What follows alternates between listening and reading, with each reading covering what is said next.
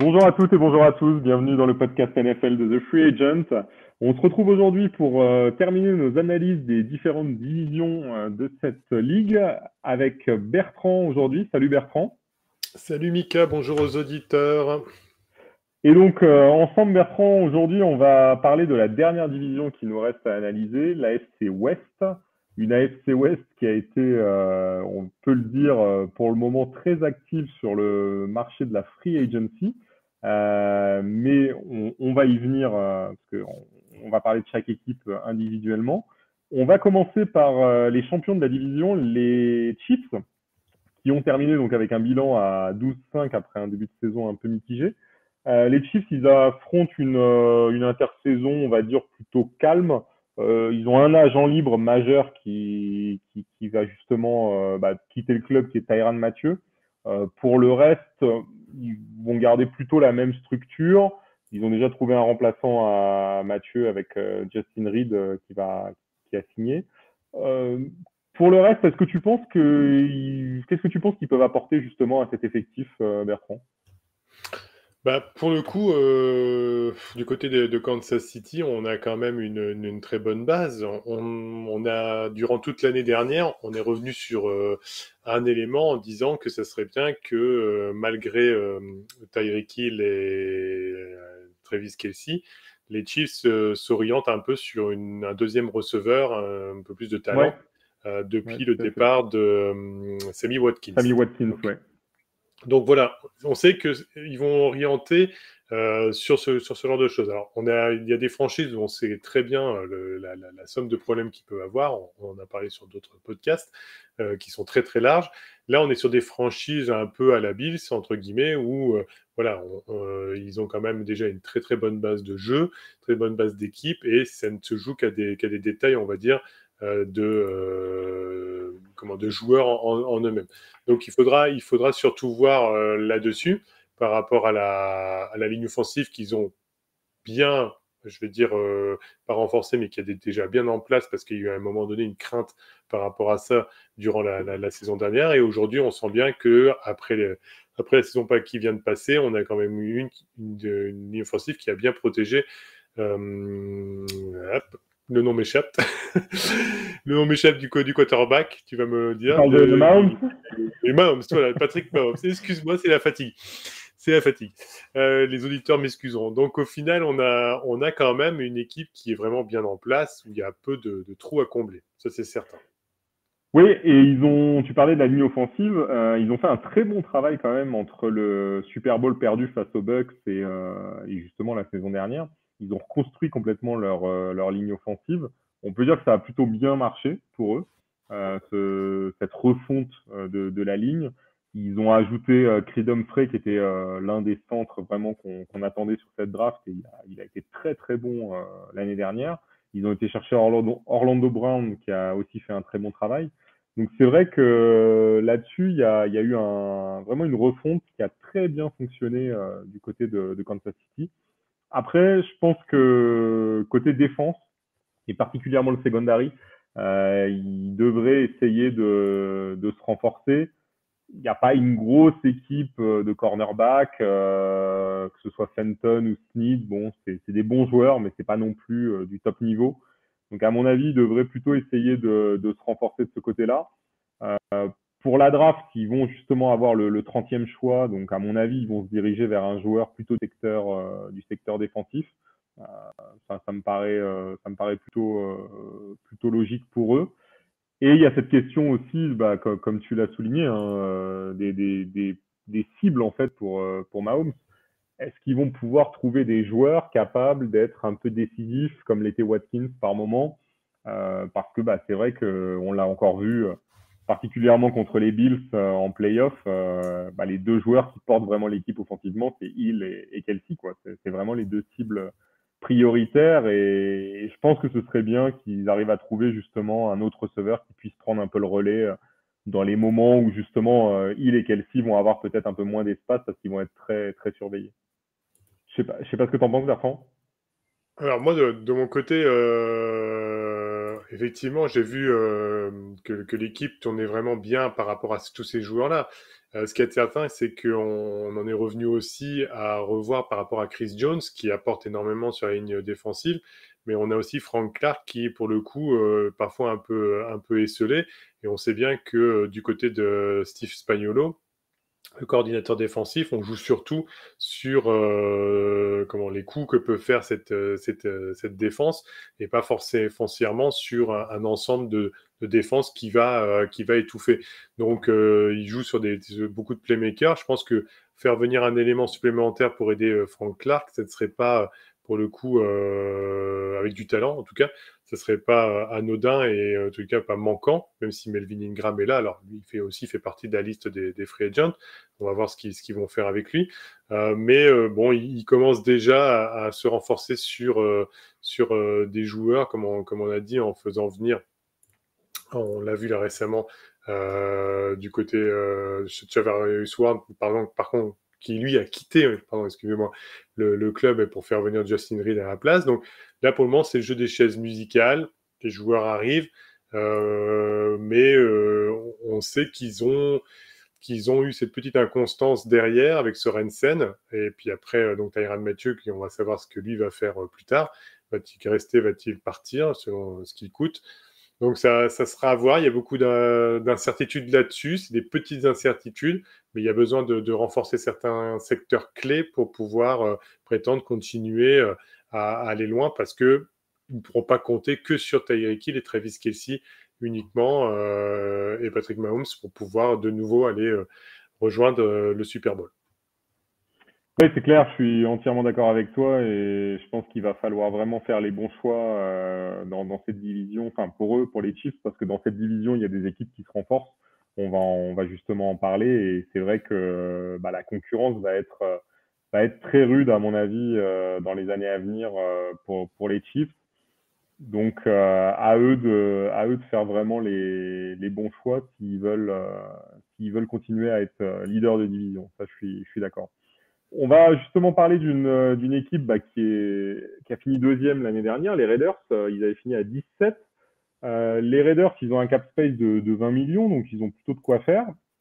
Étonnamment, ils ont été très calmes pour l'instant sur ce marché de la free agency. On n'a pas vu grand-chose.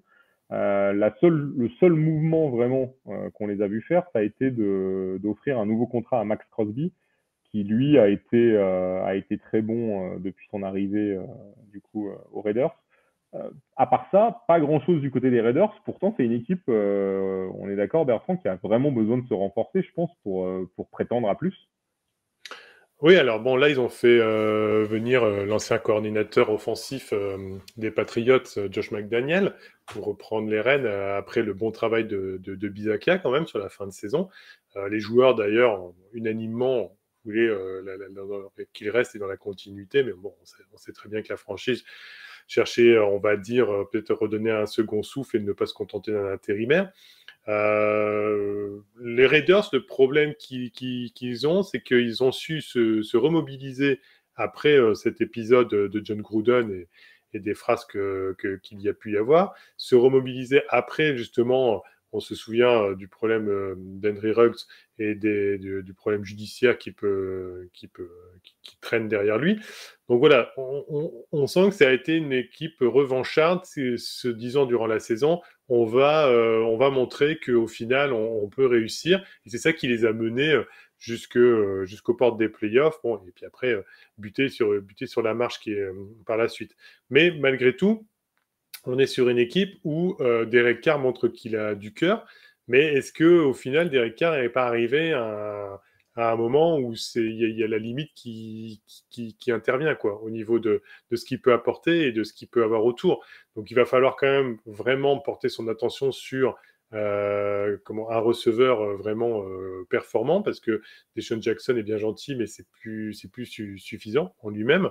Darren Waller, en espérant qu'il reste en bonne forme, puisqu'il avait été blessé durant l'année dernière aussi. Et puis, justement, comme tu le disais, Jonathan Hankins, malgré tout, il a apporté suffisamment de bonnes choses pour pouvoir sur la ligne défensive pour pouvoir prétendre à rester, puisqu'il fait partie des free agents également. La bonne nouvelle, c'est qu'ils ont signé Max Crosby, comme tu disais, et ça, on sait que c'est très important d'avoir le pass rusher qui soit là pour pouvoir mettre la pression sur une grosse AFC West. On va parler beaucoup des franchises et donner beaucoup de détails sur ce qu'il y a, parce que ça commence à être du lourd dans cette AFC West, effectivement. Et j'ai une question justement concernant ces Raiders. Il y a un joueur dont on a souvent des rumeurs autour de lui ces dernières années, mais il est toujours là, c'est Derek Carr. Est-ce que tu penses que cette année, ça pourrait être finalement son année pour un départ et que les Raiders pourraient envisager finalement de s'en séparer? C'est bon, déjà ce qui va être le juge de paix dans cette affaire, je pense, c'est malgré tout avec Marcus Mariota, qui lui aussi est agent libre pour le coup, parce que là, Oui. si Mariota s'en va, il y a plus de backup à l'heure actuelle, et puis se dire bon bah Derek Carr s'en va aussi, on repart tout à zéro, quoi. Donc voilà, malgré un trade qui pourrait se faire. Moi, je pense que globalement, ils vont repartir. Comme on est sur une équipe qui, au niveau des talents individuels, il y a des choses qui sont là, mais on va dire c'est un peu incertain dans la cohésion d'équipe. J'ai du mal à les voir se dire bon bah tant pis, même si on repart avec Derek Carr sur une année supplémentaire, vraiment tout chambouler à ce moment-là. Parce que je pense que Derek Est-ce Carr que tu les verrais pas tenter un Garoppolo, par exemple, si l'opportunité se présentait? bah ouais, c'est ça. C'est-à-dire que moi, peut-être que justement, c'est ce qui est bien quand on est ensemble et qu'on part dans la rédaction ou avec Étienne qui faisait les podcasts avec nous, c'est qu'on a des points de vue différents. Et moi, je suis dans l'esprit conservateur où je me dis que les équipes peuvent faire confiance à leurs joueurs et essayer de les pousser justement. Et pas. Mais c'est vrai qu'on a les surprises de temps en temps de la nouvelle qui tombe. C'est ce qui fait la magie aussi de la NFL en disant bah voilà, il y a un blockbuster trade, comme on va parler un peu après sur une autre franchise de la FC West, et qui fait que waouh, on l'attendait pas venir. Donc oui, ils peuvent très bien décider de tout chambouler d'un coup, mais je trouve que je pense qu'ils prendraient cette décision-là s'ils avaient dans les autres positions de l'attaque, on va parler que de l'attaque, déjà des choses bien en place. Moi, je pense que l'incertitude avec Rux qu'il y a eu, puisque c'est quand même été une grosse perte, malgré tout, et que d'avoir que Hunter Renfrow, entre guillemets, de performance, je pense que ça va peut-être les conforter dans l'idée d'être un peu conservateur et de se dire, bon, on repart sur Derek Carr. Ou alors après, c'est la volonté de Derek Carr de s'en aller. Et de le faire comprendre à sa direction. Mais ça, c'est un autre débat, pour le coup. Ouais, à voir. Alors après, bon, je sais pas si les Raiders iraient pour un Garoppolo. Personnellement, je préfère Carr. Je trouve que Carr est meilleur, mais après, c'est vraiment un avis complètement personnel. Maintenant, c'est vrai qu'un joueur comme Carr, s'il voulait partir, bah ouais, potentiellement, ça Ouais. pourrait être une destination, c'est vrai. La seule chose pour Derek Carr, c'est, par exemple, tu prends le parallèle Carr-Garoppolo et tu vas vite comprendre ce que je veux dire, c'est que Derek Carr, on ne sait pas si c'est du fait de son talent et des manques qu'il y a eu dans le reste de l'équipe qui fait que ça le bride au final, qu'à l'inverse, Garoppolo, c'était plus, il a un bon entourage, mais il est limité dans ce qu'il fait. Donc voilà, tu vois, c'est de savoir justement à quel niveau sont les quarterbacks et si c'est l'entourage qui les fait ne pas performer, entre guillemets, ou si c'est intrinsèquement la performance du quarterback qui fait qu'il ne fait pas performer son équipe. Donc, c'est ça qui est un peu compliqué, mais comme tu dis, je me dis que Derek Carr est mieux fait pour les Raiders que Garoppolo s'il arrive, en tout cas. Alors, moi, en tout cas, oui, pour moi, je le vois exactement dans la position de Matthew Stafford aux Lions, c'est-à-dire dans une équipe qui a du mal à se construire, qui peut faire des bonnes années, mais qui n'est jamais vraiment une équipe de play-off. Et donc, pour moi, en fait, Carr, je le compare vraiment à Stafford. Est-ce que de faire un move vers San Francisco, par exemple, serait, à la manière de Stafford, un moyen d'aller chercher le Super Bowl? Peut-être. Ouais, En tout cas, ça mettrait Carr dans la position de dire bah il n'y a plus d'excuses. L'équipe, elle est là. oui. Il y a une grosse structure. Maintenant, il faut gagner. Un peu comme Stafford avec les Rams. Et ça nous permettrait aussi d'avoir la réponse de savoir s'il est capable de le faire aussi. Mais ouais, je les compare un peu les deux. Oui, bah, je suis tout à fait d'accord avec toi pour le coup. Mais c'est vrai que c'est vrai qu'il y a que 32 franchises aussi. Après, sur les 32, t'enlèves le gros paquet de 15 franchises ou 16 franchises qui, on sait, ne joueront pas le Super Bowl ou tout du moins des places en playoff. Ouais, Donc ça limite après, puisqu'après, les équipes se placent aussi. C'est vrai que San Francisco reste une des équipes qui, pour le moment, reste sur une franchise mythique qui pourrait donner la chance à un joueur comme Derek Carr qui montre vraiment de très belles choses. Mais il y a toujours cette incertitude de savoir s'il pourrait performer aussi bien avec un meilleur entourage. Donc c'est un pari. Il faut voir s'ils vont le tenter. ouais, faudra voir s'ils le tentent. Bon, en tout cas, je pense que les Raiders ont du boulot sur cette intersaison. Je les ai trouvés bien calmes pour l'instant. À voir s'ils en font un peu plus là dans les prochains jours. Mais je pense que s'ils veulent vraiment rivaliser dans cette division, il va falloir faire des mouvements. On va passer à une autre équipe qui, elle, pour le coup, n'a pas chômé depuis le début là. C'est les Chargers, Bertrand. Les Chargers, ils ont fini à 9-8 avec quand même pas mal de promesses autour de Justin Herbert. On sait qu'il y a une reconstruction en cours. Beaucoup de cap space disponible. Et dans les agents libres, il y avait surtout Mike Williams, le receveur, qui était agent libre, mais qui a été signé finalement par l'équipe. Et à côté de ça, Bertrand, on a eu pas mal de mouvements du côté des Chargers et de décisions qui ont été prises. Tout à fait. Tout à fait. On a même des belles surprises. Alors, on savait que du côté de leur cap space, il y avait de la place. Pour le coup, je crois qu'ils avaient 57 millions de Ouais, c'est ça. donc des bonnes surprises et c'est là-dessus justement que je voulais en parler parce que je pense que ça a été l'équipe qui nous a le plus surpris, je veux dire pour le moment, on va dire avec les éléments qui sont apportés. Bon, peut-être que la dernière équipe qu'on va aborder, il y a eu une petite surprise aussi, mais on va dire dans le projet entamé par les Chargers, on sent bien que c'est une équipe qui se permet ces investissements-là parce qu'ils peuvent le faire déjà premièrement, mais deuxièmement aussi parce que les joueurs veulent bien venir, parce qu'ils sentent bien aussi que les Chargers sont à une enclave très proche de vraiment pouvoir aller titiller la finale de conférence, voire plus. Donc, pour le coup, c'est Justin Herbert qui aide bien, puisqu'on sent bien qu'il a quand même posé les bases d'un très bon jeu avec les Chargers. Mike Williams qui a Oui. re-signé, donc il faudra voir Keenan Ouais. Allen également par la suite. Mais au final, si toute cette équipe-là reste comme elle est, avec Austin Eckler également, bah, ça donne envie à de gros noms comme Khalil Mack, par exemple en défense, de venir, ou J.C. Jackson également, qui n'ont pas hésité à donner leur accord pour la simple et bonne raison qu'ils sentent bien que voilà, ça peut. Ils sont dans une équipe performante, dans une division sympathique à jouer pour le coup, parce que c'est quand même des compétiteurs et ils ont envie de se montrer, de montrer qu'ils sont plus forts que les autres.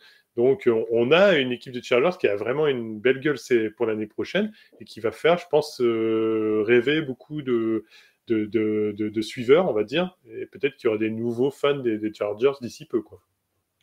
Ouais, alors ça va être intéressant parce que c'est vrai qu'on l'avait souligné dans notre analyse écrite, il fallait absolument épauler Joey Bosa sur le pass rush et Mm. sur cette ligne défensive.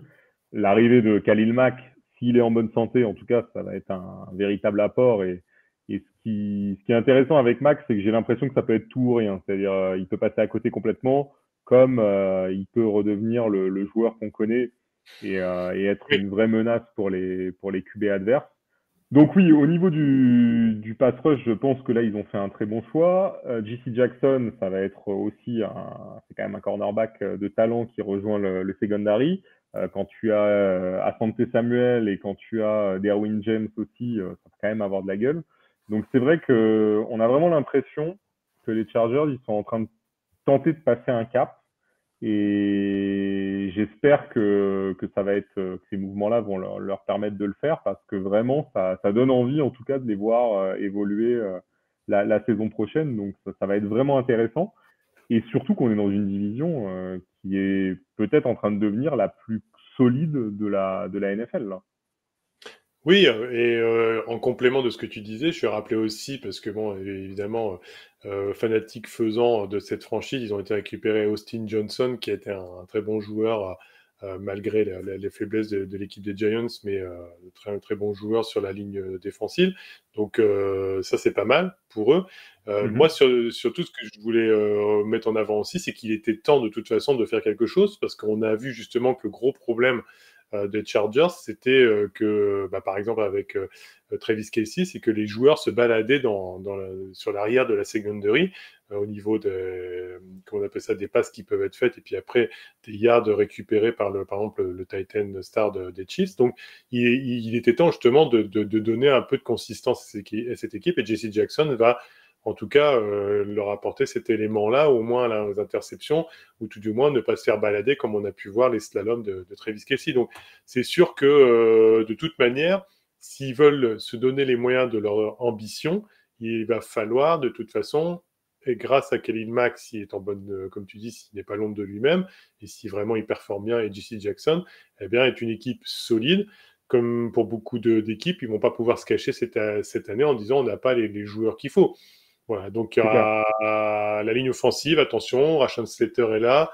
Il faudra aussi, malgré tout, peut-être apporter un élément supplémentaire, peut-être à la draft éventuellement, ou à la free agency, s'ils arrivent à dégoter quelqu'un, pour aller rajouter une pièce dans la rotation, on va dire en plus. Mais il y a tout ce qu'il faut là pour réussir. C'est pas possible autrement. Ça va être en tout cas intéressant de les suivre. En plus, avec un jeu qui est plutôt spectaculaire avec Justin Herbert, donc ce sera intéressant à suivre.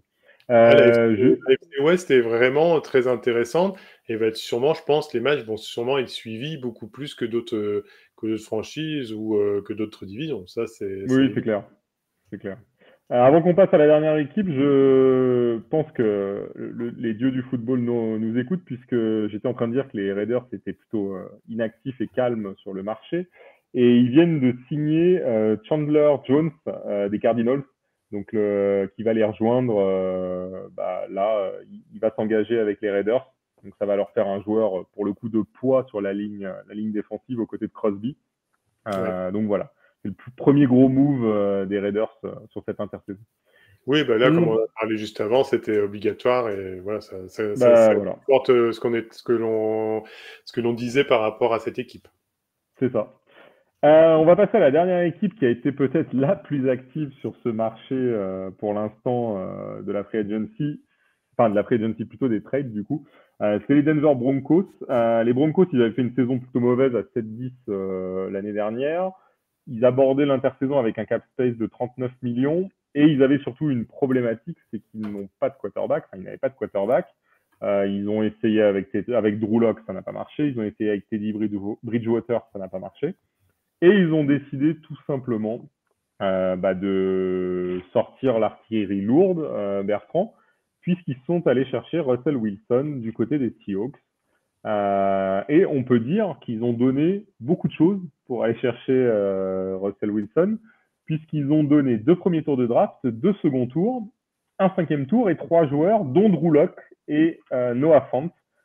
Et en échange, ils récupèrent donc Russell Wilson et un 4e tour qui est anecdotique. Qu'est-ce que tu en penses? Et est-ce que tu penses que ces Broncos, avec ce move et les autres choix qui ont été faits, on va en parler après, est-ce que tu penses que c'est une équipe qui est en train de prendre les bonnes décisions? Pour le coup, je dirais oui. Après, ce qui va me faire drôle, c'est comme à tout le monde, de voir Russell Wilson sous un autre maillot. Ça va être un moment un peu irréel, je pense, tout du moins par rapport à ça. On s'y attendait pas du tout. Comme je disais tout à l'heure, c'est un peu les surprises de la NFL et des trades et des moves durant cette période. Maintenant, il y a tout ce qu'il faut, je pense, pour réussir. Voilà, dans cette équipe, il y a quand même Jerry Jeudy, Courtland Sutton et Tim Patrick au niveau des wide receivers. Donc après, il va falloir évidemment combler l'absence de Noah Fant, qui était quand même un très bon tight end, qui pour le coup, mais je pense que c'est quelque chose qui peut se remédier à la draft ou encore à la free agency. Tout dépend comment ils vont gérer leur affaire. Alors la draft, sachant que ils auront un 2e tour assez lointain et c'est à peu près tout, puisque après ils auront des 3e tours, des 4e tours, mais en tout cas pas de premier tour, ça fini, ils l'ont donné. Après, ils peuvent tenter le coup sur un Titan au 2e tour. Effectivement, on a bien sûr le choix d'avoir le meilleur qui va avoir sur le marché. Bon, de toute façon, ils ne pouvaient pas, avec le blockbuster trade qu'ils ont fait, ils ne pouvaient pas prétendre à se dire qu'ils allaient pouvoir garder toute leur force vive, comme pour beaucoup d'équipes. Donc, c'est vrai, je te rejoins. Il va falloir quand même essayer après de trouver d'autres solutions, mais il y a une bonne base. Il y a une bonne base quand même. Là, je pense que la ligne offensive n'est pas très connue en soi, mais fait quand même le travail minimum. Il n'y a pas de gros noms, mais elle n'a pas pris l'eau non plus totalement. Hein. Je pense que Drew Lock a été quand même, en tant soit peu, bien protégé pendant qu'il essayait de performer comme il pouvait, on va dire, avec ses capacités à lui. Moi, je rajouterais aussi qu'ils ont été chercher Randy Gregory des Oui, Dallas Cowboys, là, récemment, qui n'est pas, je dirais, un renfort anecdotique pour le coup. Alors après, bon, c'est sûr qu'il y a l'âge, entre guillemets, hein, c'est toujours pareil, il faut prendre des pincettes en parlant d'âge, mais l'âge faisant aussi, c'est pas forcément toujours simple de se dire qu'il va performer de la même manière. Mais au final, avec Patrick Surtain 2, lui, voilà, j'irai ils à ont tous les aussi été chercher DJ Jones, il voilà, faut pas oublier, qui à tous les arrive aussi. postes clés, Justin Simmons, Patrick Surtain 2, DJ Jones, Randy Gregory, voilà, Bradley Chubb, à tous les postes clés, on a le derby, il y a ce qu'il faut. Donc pour moi là, ce move-là, et on sait qu'un move de quarterback fait la différence et donne un élan à une équipe, ce move-là peut donner un très bon élan à cette équipe et je répète, une super AFC West qui fait quand même saliver. Alors justement, on parle de l'arrivée de Russell Wilson. Forcément, ça a fait remonter les Broncos dans les cotes pour le Super Bowl. Maintenant, est-ce que cette équipe et ce corps de receveurs, Judy, Sutton, Patrick, est-ce que c'est plus fort que ce qu'il avait à Seattle, c'est-à-dire Lockett, Metcalf, pardon, et Swain qui était le troisième receveur. À ton avis, est-ce qu'il va pouvoir performer de la même manière ou pas? Bah, je dirais c'est pas foncièrement sur la qualité intrinsèque des receveurs que je pense ça va se jouer. Alors oui, je pense que si ta question était orientée globalement, je pense que ce qu'il avait chez les Seahawks c'était peut-être plus fort, avec Lockett et DK Metcalf intrinsèquement en valeur pure de joueurs. Maintenant, on est peut-être sur des receveurs plus équilibrés, sur un jeu d'équipe plus équilibré du côté des Broncos. Mais simplement, ce qui va peut-être faire la différence, c'est qu'il sera peut-être un peu mieux protégé Russell Wilson sera un peu mieux protégé que ce qu'il ne pouvait l'être à Seattle, puisqu'on savait très bien que depuis des années, c'était le problème majeur de la ligne offensive. Alors, je répète bien, la ligne offensive n'est pas foncièrement la meilleure des Broncos, globalement, mais peut-être qu'elle fera mieux, justement, et une meilleure protection pour lui laisser le temps de lancer, et puis surtout de ne pas sauver sa peau à chaque snap. Donc, c'est un peu la chose, en tout cas. Ouais, ouais, bah, ça va être en tout cas effectivement intéressant à voir. Une chose est claire, ces Broncos, pour l'instant, ils ont l'air d'avoir plutôt très bien travaillé au niveau de l'intersaison. Ils ont renforcé leur attaque parce que de toute façon, l'arrivée de Russell Wilson à lui tout seul renforce cette attaque. La défense, ils ont fait quelques additions, en particulier sur le côté ligne défensive et pass rush. À voir comment le secondary pourra se comporter. Il y a quand même des joueurs de qualité, tu l'as dit, hein, Simmons, Surtain, il y avait Ronald Darby aussi dans l'effectif. On a Bradley Chubb aussi en linebacker qui est un très bon joueur. Donc ça me paraît en tout cas très intéressant ce qui est en train de se passer du côté de Denver. Est-ce que on assiste à un all-in un peu comme les Rams, de dire bon bah là on met tout là sur 2 ans et l'objectif il est clair, c'est le Super Bowl là. Euh, ouais, en fait, je trouve que les Denver Broncos, sous l'ère John Elway, entre guillemets, ont souvent été un peu de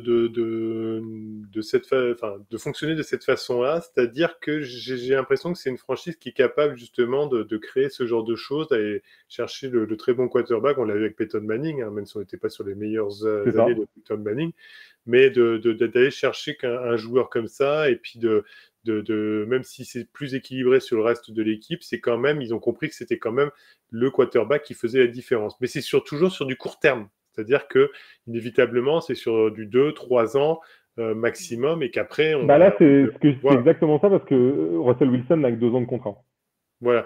Donc, on sent très bien que c'est ça. Et puis, peut-être qu'après, eux, ils ne vont pas retomber dans les bas-fonds de la ligue parce qu'ils vont être capables de savoir garder certains éléments. Et même après, avec un backup qui sera là et qui prendra la suite de Russell Wilson si il ne devait pas rester ou pour X raison, on ne sait pas l'avenir de tout ça. Mais voilà, ils sont capables de faire ça et ils l'ont fait même à l'époque de John Elway qui avait joué également, enfin, d'une certaine manière, hein, qui les avait amenés à 2 Super Bowls gagnés. Voilà, je trouve qu'ils sont capables de ce genre de choses. On dirait que c'est une franchise qui est faite comme ça. Et pour le coup, non seulement ils ont fait ça, mais ils ne sont pas dépeuplés sur le reste. Et ils ont des très bons joueurs en défense comme en Ouais, ouais. attaque. Là, ils fonctionnaient sur un comité de coureurs avec Melvin Gordon et Javonte Williams. Javonte Williams. Bon, voilà, Melvin Gordon est free agent. Est-ce qu'ils vont savoir le conserver? Est-ce qu'il va partir? Toujours pareil, mais je pense pas que de toute façon, même s'il ne compte que sur Williams, ça sera un très gros problème, puisque de toute façon, on peut très bien trouver un running back dans des tours de draft. C'est pas aujourd'hui, on le sait très bien que c'est pas le plus compliqué. Non, va falloir se méfier d'eux, puisque là, ils ont passé un cap et puis ils viennent renforcer, je me répète, une AFC West qui est déjà bien, bien fournie en termes de talent. Ça, c'est sûr. Oui, c'est clair, c'est clair. En tout cas, ça va être une division très disputée et à mon avis très intéressante à regarder parce que au niveau des quarterbacks, là, ça va être fourni de chez fourni entre Mahomes, Herbert, Wilson et Carr. Et si Carr s'en va, peut-être, admettons Garoppolo, ce serait à mon avis, ça va être très intéressant à suivre. Bertrand, qui sera champion de division? Ah, alors là, on a pu trouver pour d'autres divisions des réponses beaucoup plus, je vais dire, évidentes par rapport aux 4 équipes. Là, globalement, bon, je dirais que, et encore, tout est relatif hein, quand je vais dire ça, mais que les Raiders sont un petit cran en dessous hein, par rapport à l'ensemble intrinsèque de l'équipe. À l'expérience, allez, on va dire les Chiefs. Je dis bien à l'expérience, hein, les 2 Ouais. Super Bowls, les finales de conférence, hein, j'en passe des meilleurs. Maintenant, les Chargers ont quand même mis vraiment un grand pied là-dedans. Pour les Broncos, c'est peut-être un peu juste avec l'arrivée de Russell Wilson, le temps que tout la mayonnaise prenne, etc. Mais bon, on n'est jamais surpris hein, de ce qui peut arriver. Mais les Chargers peuvent créer la surprise si enfin ils cessent d'être les Chargers irréguliers qui règlent leurs problèmes sur la secondary défensive et que voilà, ils performent comme on les attend avec les joueurs qu'ils ont amenés. Donc ça se joue entre Chiefs et Chargers pour moi. Ouais, je me lancerai aussi pour les Chargers. J'ai bien envie, en plus, de voir Herbert remporter le titre de division. Donc, Mm. moi aussi, je vais aller pour les Chargers, même si je pense que, attention, parce que des choix comme Khalil Mack, ça peut être un peu qui tout double. Donc, à voir. Mais si je dois me lancer, allez, pour le fun, dire les Chiefs, ce serait trop facile. Donc, j'irai pour les Chargers aussi. Ouais, ben, en fait, les prédictions qu'on fait du jour ne sont pas forcément ceux qui se réaliseront demain. Hein. On s'excuse auprès de nos auditeurs par la suite de la saison quand on se donnera rendez-vous et qu'elle aura repris. On rira peut-être de nos prédictions, mais pour le coup, c'est toujours amusant de le faire parce que quelquefois, on est bien surpris à la fin de la saison de ce que l'on a pu dire, c'est certain. Oui, oui, et puis bon, après, il y a aussi autre chose, c'est que dans tous les cas, on analyse une situation aujourd'hui, on verra évidemment avec les blessures, avec tout ça, ce que ça donnera. Et en plus, il y a Exactement. encore beaucoup de choses qui vont se passer avec la draft, donc ça va être vraiment, vraiment très intéressant. Et c'est aussi ça qui est cool avec ce sport, c'est que on parle d'effectifs de 33 joueurs, on n'est pas juste en train de parler de petits effectifs. Par exemple, je pense au basket où il y a beaucoup moins de joueurs. Là, on est sur des gros effectifs, c'est 53 joueurs, donc il y a plein de facteurs qui peuvent venir influencer les résultats et c'est ça qui est intéressant avec le football américain.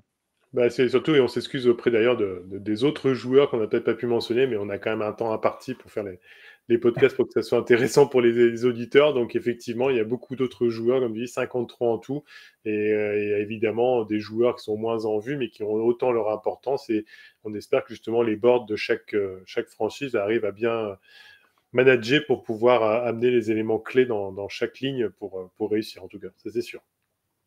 Ouais, en tout cas, ça va être une AFC West très compétitive et on a hâte de suivre ça parce que vraiment, j'ai envie de voir va donner Russell Wilson. Il ne faut pas oublier qu'en plus, il change de conférence. Il était en NFC, il va passer en AFC. Ouais. Et c'est vrai que la AFC est très compétitive actuellement, notamment avec Burrow, avec Herbert. Donc ça va être vraiment une division à suivre de très près. Merci Bertrand, merci pour ton analyse. Merci Merci. aussi à tous nos auditeurs de nous suivre au quotidien. N'hésitez pas à retrouver l'analyse écrite de cette AFC West sur le site. Bertrand, on se retrouvera pour d'autres analyses, d'autres expertises sur la NFL dans les prochaines semaines. Merci à toi. Eh ben, merci à toi, Mika. C'était un plaisir de faire toutes ces, on va dire, revues d'effectifs et on va dire de chaque division. Et puis c'est toujours un plaisir. Et puis on attend, on a des belles surprises à voir. On a fini en apothéose avec la FC West. C'est là, ce sera la belle surprise de cette année, on espère. Et donc on a plein de beaux jeux à voir pour la reprise de la NFL. Mais avant, il y a la draft, il y a plein d'autres choses. Restez avec nous en tout cas.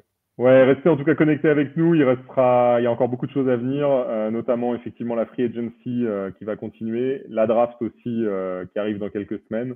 On vous prépare plein de choses à ce niveau-là, donc restez connectés sur le site. Merci encore à tous et on vous souhaite une bonne journée ou une bonne soirée. À bientôt. Bientôt. Au revoir.